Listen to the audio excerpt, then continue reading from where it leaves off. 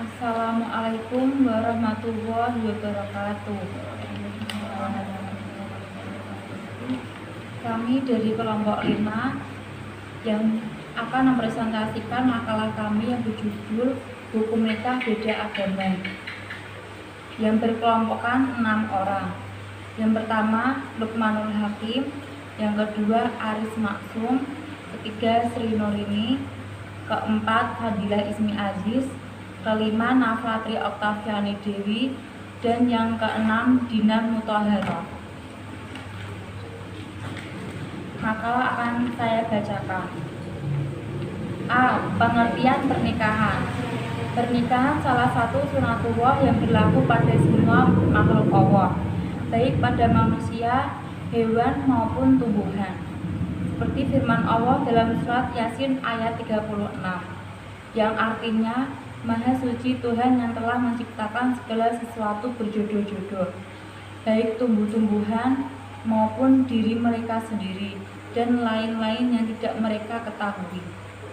Pernikahan merupakan suatu cara yang dipilih Allah sebagai jalan bagi manusia untuk beranak, berkembang biak, dan kelestarian hidupnya setelah masing-masing pasangan siap melakukan perannya yang positif dalam mewujudkan tujuan pernikahan. Selanjutnya akan dibacakan oleh Aris Maksum. Hukum nikah beda agama. Sering kita jumpai pertanyaan-pertanyaan apa hukumnya bila nikah beda agama, baik yang laki-laki atau perempuan, yang muslim apa sah atau tidak menurut Islam. Pertanyaan ini sering muncul terutama ketika kita berada di sebuah negara yang mayoritas penduduknya non-muslim. Menurut hukum Islam, seorang muslim, baik pria maupun wanita, menikah dengan orang yang beda agama. Masalah perkawinan yang beda agama telah terdapat perhatian serius oleh ulama di tanah air. Hukum nikah demikian ini tidak sah sebagaimana telah diputuskan dalam Muktamar NU tahun 1962 dan Muktamar Thariqah Mu'tabarah tahun 1980. Majelis Ulama Indonesia atau MUI dalam Musyawarah Nasional 2 tahun 1990 juga telah mendapatkan fatwa tentang pernikahan beda agama. MUI menetapkan 2 keputusan terkait pernikahan beda agama ini.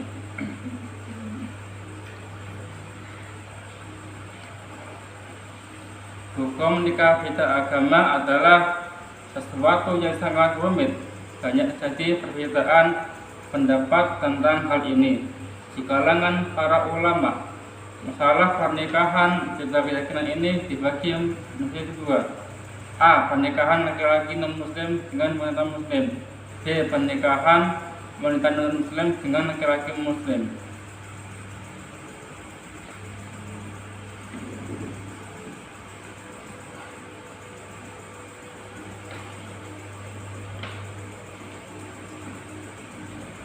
Pernikahan beda agama menurut hukum negara RI dalam menghadapi konflik baik dalam segi budaya maupun agama, maka penting bagi pemerintah mengatur atau memayungi suatu kepentingan umum dengan hukum di antaranya masalah pernikahan untuk menghindari konflik atau tidak kelarasan di masyarakat. Maka pemerintah membuat UU tentang pernikahan khususnya perbedaan agama. Komplikasi hukum Islam tersebut selaras dengan pendapat Profesor Dr. H. Zairin SN yang menafsirkan ayat 1 beserta penjelasannya bahwa bagi orang Islam tidak ada kemungkinan untuk menikah dengan melanggar hukum agamanya. Dalam komplikasi hukum Islam telah dinyatakan dengan jelas bahwa perkawinan beda agama tidak dapat dilaksanakan selain kedua calon suami istri beragama Islam, sehingga tidak ada peluang yang baik orang-orang yang memeluk agama Islam untuk melaksanakan perkawinan antar agama.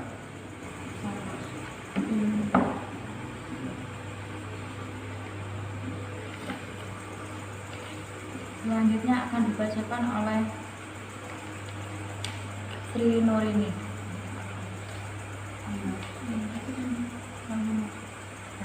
Perkawinan yang baik adalah perkawinan yang dilakukan seorang suami dan seorang istri yang akidah, seakhlak, dan satu tujuan. Di samping cinta dan ketulusan hati, sehingga di bawah naungan keterpedulian kehidupan seorang suami dan istri. Menurut pandangan Islam, tujuan perkawinan tidak terwujud secara sempurna, kecuali jika suami istri terdapat berpegang satu keyakinan, satu teguh, dan merasakan ajaran agamanya.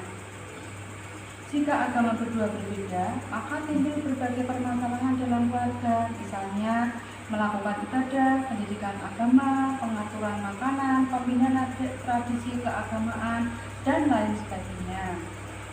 Islam dengan tegar melarang wanita Islam menikah dengan pria non-muslim, baik musyrik maupun ahlul kitab. Perkawinan ini mutlak diharamkan. Dampak pernikahan beda agama terhadap keyakinan anak. Perbedaan agama dalam perkawinan dapat menimbulkan tekanan psikologis berupa konflik kejiwaan yang pada gilirannya mengakibatkan disfungsi perkawinan itu sendiri.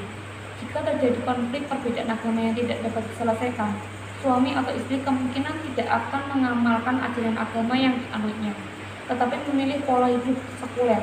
Pola hidup sekuler akan menimbulkan konflik baru yang sulit diatasi dan dapat menjurus kepada konflik keluarga. Perkawinan bukan hanya ikatan antara individu, tetapi juga ikatan antara dua keluarga. Artinya, perkawinan itu melibatkan keluarga masing-masing pihak berada pada posisi yang sulit. Sebab, jika salah satu pihak suami dan istri pindah agama dan memakai tata cara salah satu agama, maka akibat yang timbul adalah reaksi pihak keluarga.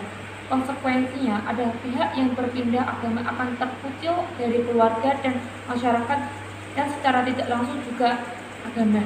Jika terjadi krisis perkawinan, dia sulit diterima dalam lingkungan keluarga karena dianggap telah murtad.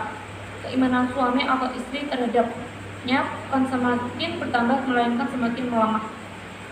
Demi toleransi dan kerukunan masing-masing, mereka melepaskan prinsip-prinsip akidah agamanya sendiri, sehingga terjadi pandangan iman atau mungkin konflik keimanan, dapat menimbulkan depresi akibat perasaan bersalah dan dosa.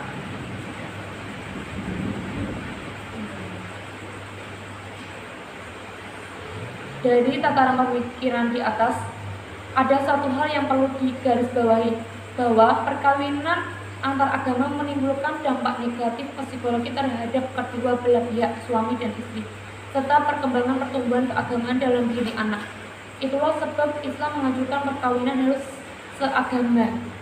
Sebagaimana disabdakan Rasulullah SAW, wanita itu dinikahi karena 4 perkara: karena hartanya, karena keturunannya, karena kecantikannya, dan karena agamanya. Akan tetapi, utamakanlah yang beragama agar engkau memperoleh kebahagiaan. Dampak pernikahan beda agama terhadap pendidikan anak. Seorang muslimah yang cerdas sudah pasti tidak akan gegabah dalam menentukan pasangan hidupnya. Dia akan senantiasa berupaya dan berjuang untuk mencari pasangan suami istri yang baik agama dan akhlaknya, yang kelak menjadi pendidik sekaligus figur bagi anak-anaknya. Sebagaimana yang diungkapkan oleh seorang penulis buku, bahwa seorang anak akan menurut tarbiyah dan pendidikan yang diberikan kepadanya, sifat orang tua akan menurun kepada anak-anak mereka. Ibarat kata pepatah, buah jatuh tidak jatuh jauh dari pohonnya. Betapa banyak ketakwaan pada diri anak disebabkan diri mengikuti ketakwaan kedua orang tuanya atau salah seorang dari mereka. Allah Subhanahu wa Ta'ala berfirman dalam surat At-Tamrin ayat 6, "Hai orang-orang yang beriman, peliharalah dirimu dan keluargamu dari api neraka yang bahan bakarnya adalah manusia dan batu. menjaganya malaikat-malaikat yang kasar, keras dan tidak mendurhakai Allah terhadap apa yang diperintahkannya kepada mereka dan selalu mengerjakan apa yang diperintahkan. Kedua orang tua dan guru bertanggung jawab terhadap pendidikan generasi muda. Jika pendidikan mereka baik, maka berbahagialah generasi tersebut di dunia dan di akhirat. Tapi jika mereka mengabaikan pendidikannya, maka sengsaralah generasi tersebut dan beban dosanya berat. Kesimpulan dari makalah kami, pernikahan beda agama itu tidaklah dapat membawa manfaat. Justru bisa jadi sebaliknya, akan menjadikan kemudaratan bagi generasi mendatang. Sebab menyatukan dua pemikiran yang seakidah saja belum tentu bisa semudah yang dibayangkan. Apalagi jika menyatukan dua pemikiran yang berbeda keyakinannya. Hal ini akan berdampak negatif baik bagi keutuhan rumah tangga, keyakinan maupun pendidikan anak. Kecuali jika tujuannya adalah untuk menyelamatkan wanita ahlul kitab agar mereka mendapatkan hidayah dari Allah Subhanahu wa Ta'ala. Allah dan Rasul-Nya sangat menekankan untuk berhati-hati dalam hal memilih pasangan hidup. Sebab memilih pasangan yang salah dapat mendatangkan bencana bagi keluarga itu sendiri. Lantaran pasangan hidup yang dipilihnya tidak paham permasalahan agama, atau bahkan tidak seakidah yang kemudian akan melahirkan generasi-generasi yang tidak mendapatkan mukmin menikah dengan baik. Allah Subhanahu wa Ta'ala melarang laki-laki mukmin menikah dengan wanita musyrik, meskipun mereka itu sangat menarik, cantik ataupun kaya, kecuali jika mereka telah beriman. Sekian dari kelompok 5. Kurang lebihnya mohon maaf. Wassalamualaikum warahmatullahi wabarakatuh.